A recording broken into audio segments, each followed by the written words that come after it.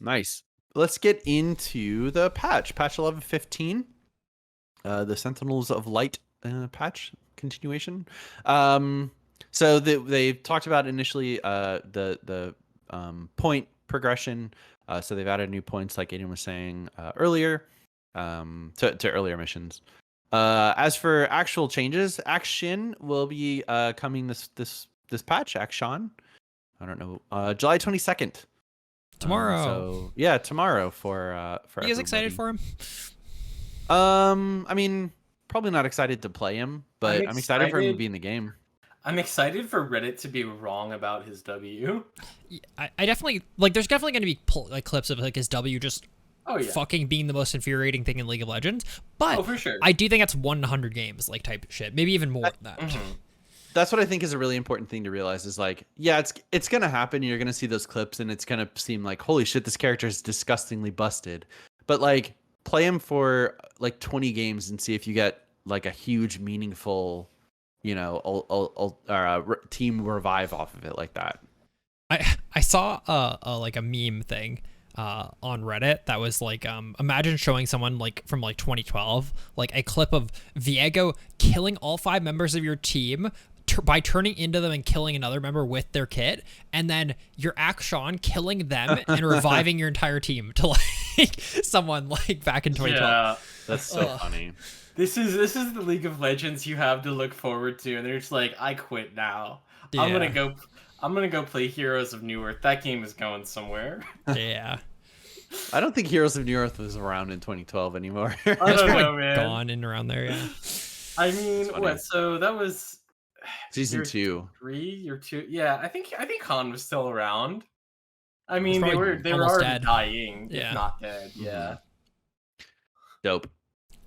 So Akshan's out. Annie, her Q ratio is increased by decreased. That looks like a 6, but it's an 8. Gutted. Yeah, sorry, it went from 0.8 to 0.75. So all you Annie abusers out there, not really a major change. You're probably gonna do 1 less damage. Yeah.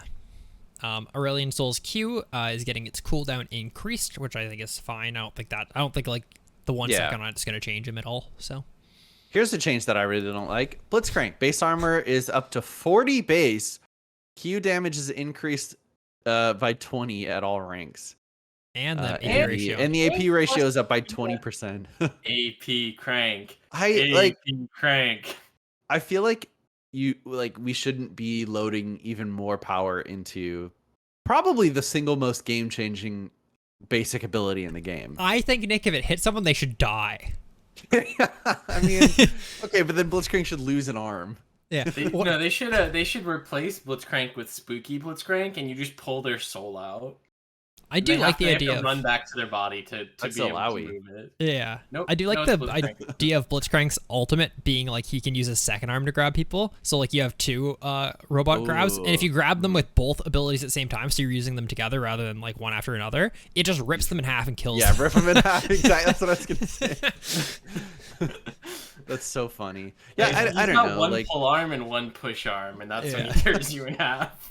His Q is already such a good ability that I feel like putting even more into it's kind of not good.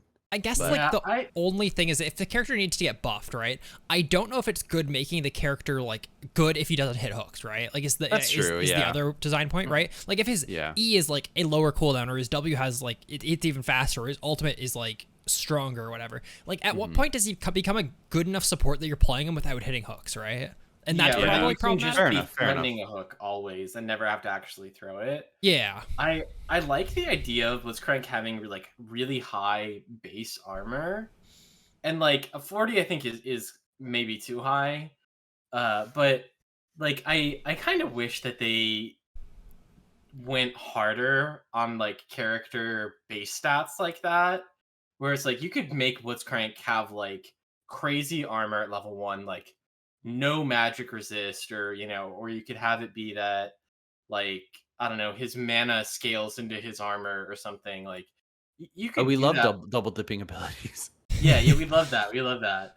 But I don't know, man. Again, thematically, I like it. Obviously, base stats are really hard to make thematic like that, because all of the big beefy characters would be even bigger and beefier, and your like Teemo would have 100 base health. Yeah.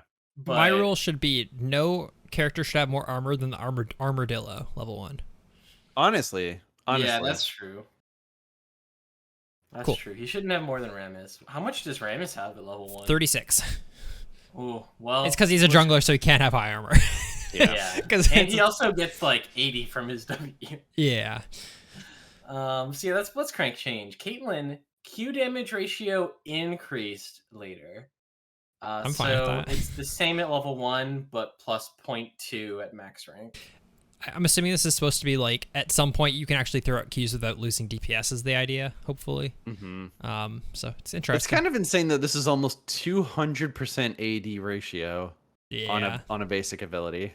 I also think it's funny that like all you have to do to make it not worse is have its animation time scale with attack speed. Yeah. Would she be too good then? I mean, you'd have to then lower the hell out of the damage, but like when they did that to Jinx W, right? Like that's fair. That's all you have to do because, this is one thing in terms of their design that I hate is the idea that like playing this AD carry optimally means not casting one of your abilities because casting it is worse. Like, I think that's very rare and almost exclusively a Caitlyn problem. Oh, yeah, it's very, very uncommon that stopping to cast an ability is going to lower your DPS. But yeah, I agree.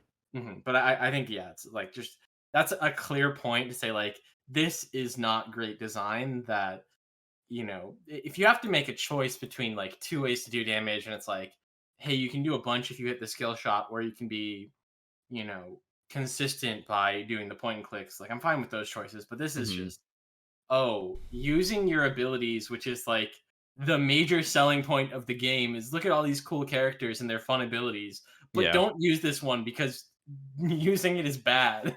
Yeah. Anyway, who wants to tell us about Cassiopeia?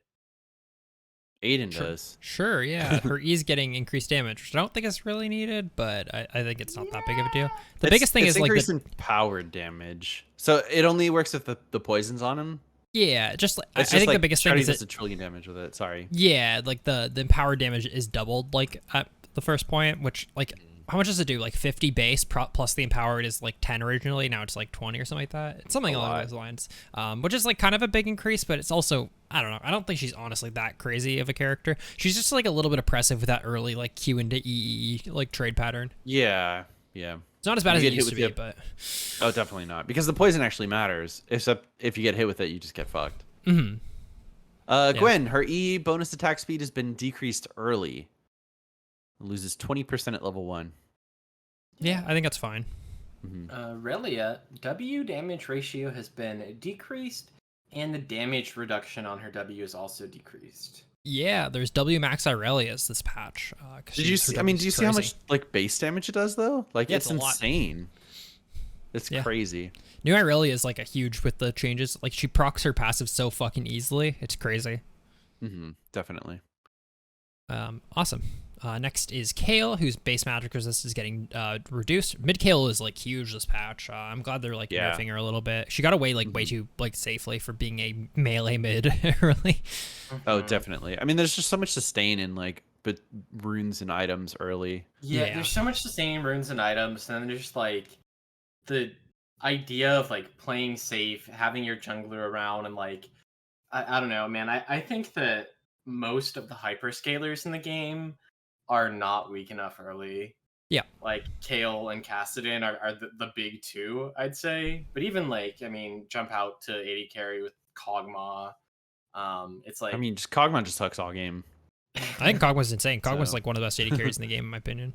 But man, she is not weak enough early. I think like the only thing that's holding characters like Kale, Kassadin, and whatever back is like game time. Like they're not that weak early. It's just that they're like late game is still a little bit too far off, I think. Kale was like someone who's crossing over the line of being like pretty strong at like mid game, but like I don't know, man. If game time gets extended 5 minutes, characters like Kassadin and their early game isn't weak enough to like justify how strong they are later. So yeah, right. So like if the average character is like a 10 on the scale, yeah, right, like these early weak characters should start at a 5 and get up to a 10, and then like eventually hit 15, and we'll call this like the power level. Yeah. Whatever, but it's like they start at like 8.5, sit at 9 for 15 minutes, and then all of a sudden hit like 18. Yeah. And you're just like, oh, okay, so now they're like twice as strong as everyone else, even though they only started like 1 or 2 ticks down. And like, again, they're just okay for like the first 20 minutes. Yeah. But not bad enough to justify, I think, how ridiculously strong and like 1v90 they are late game. Mm-hmm. Yeah.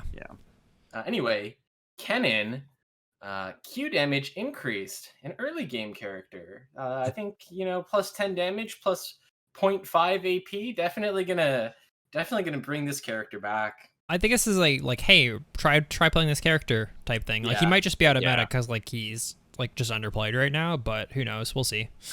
I still think good Kennen players are gonna do fine on Kennen. Yeah. Mm-hmm. Mordekaiser, W cooldown decreased, stored post mitigation damage from damage dealt increased. So you get a little bit more shield with the damage you deal, and the shield is on a lower cooldown. Yeah, you guys should try playing at jungle, listeners. My duo plays at jungle a fair bit. Like he's a really good Mordekaiser player, but he thinks it's really good. I would at least try it. I think Mord's highest win rate role right now is jungle. But we'll have to see where it goes. He's kind of spooky. He just gets to completely bypasses like shitty early game. Yeah, just crazy. Awesome.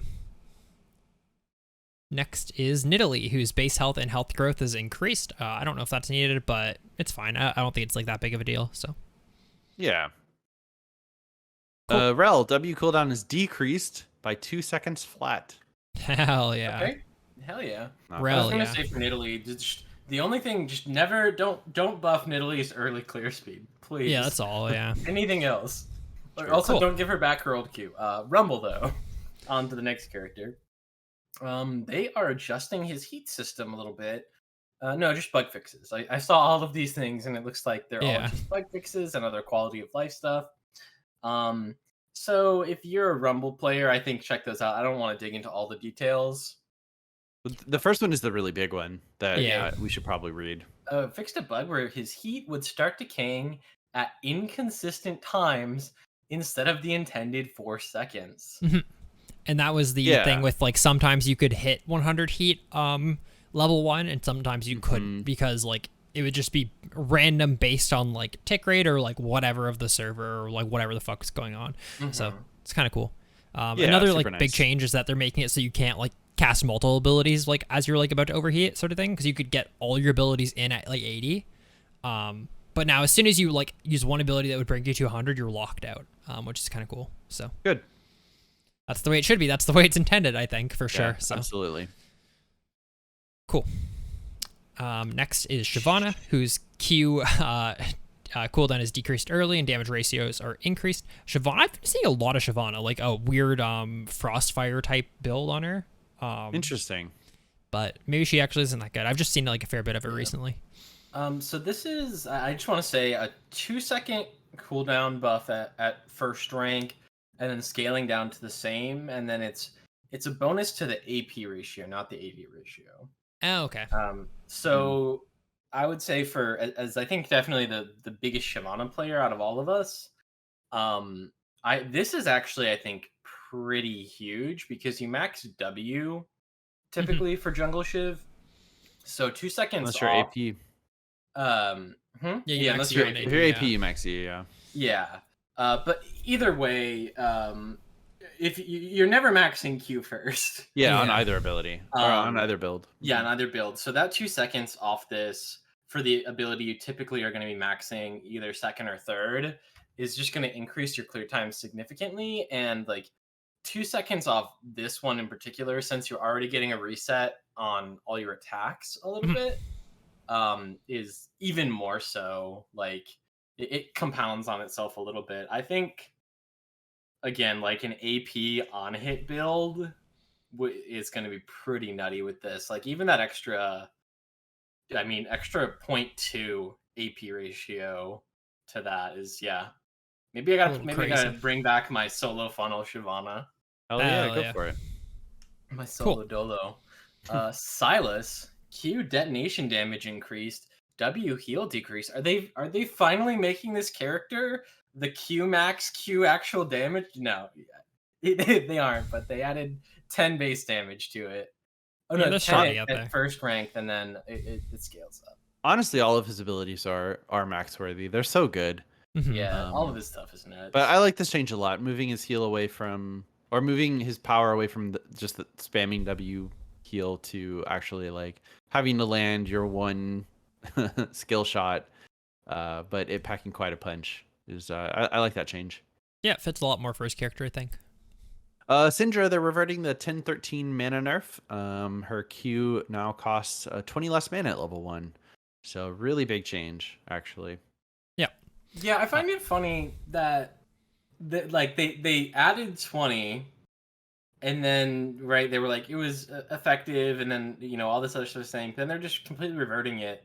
Like, couldn't you just go down to 10? Yeah. If like you really felt it was that much of a problem, or maybe like 15? Yeah, it's interesting. Like 20 mana on a spammable ability like that seems wild that they were like, well, 20 didn't work, so let's just revert it. Instead of, what if we lowered it to 10? And that was almost, that was more than an entire year ago, too. So, yeah. Now that she's less present in Pro, I can't wait for her to come back and they give her that back. I mean, she's still being picked in Pro Play. Mm-hmm. So, yeah. Up next, our boy Thresh. His cooldown on his E is increased. Looks like 2 seconds at the first level and down to 1 second at max rank. So a little bit more early. I think that's fine. I think he's like still like one of the best supports in the game, and I think he will be for a while. Yeah. Cool.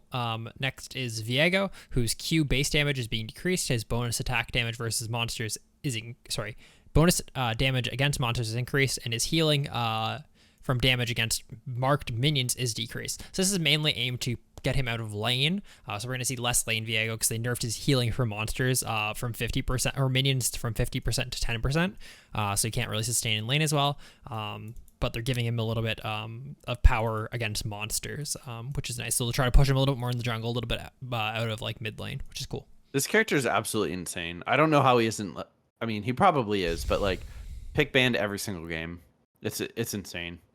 Yeah, I mean, I just think any like character that can kind of like solo in fights is always going to be like a solo Q terror, and he definitely fits into that category like extremely well. I think like as long as you have the patience to like wait for the first reset, you just win. Like you win every fight, and there's no like way to stop that. It's very much like Katarina, but a lot harder to shut down. You can't just CC him and then kill him. Yeah, I was gonna say like, what if Katarina, when she killed somebody, went untargetable for half a second? Yeah. And then the character would be pretty fucked, right? Yeah, definitely. Cool. Yeah, next we've got Wukong. They're lowering his base health regen by 1.5 because sitting in lane and getting all your health back for free is not very interactive. His passive also gave him a lot of health regen, which is problematic to say the least. For sure. Especially with such high. I mean, 4 per 5 is really high, I feel like. Yeah.